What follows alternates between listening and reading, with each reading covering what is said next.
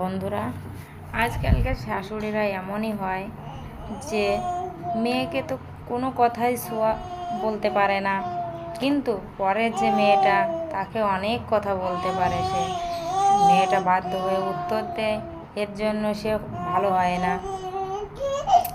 হ্যাঁ বন্ধুরা,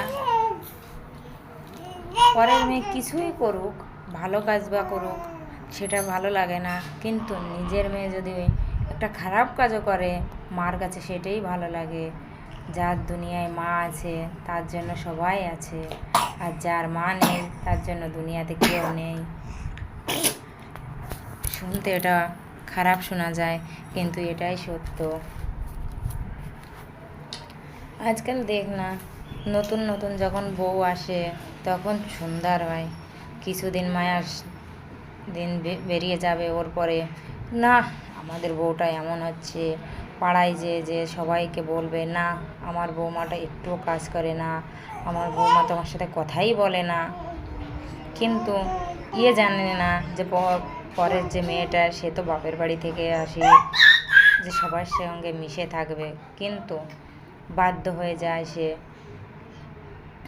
মানুষের ব্যবহারের জন্য।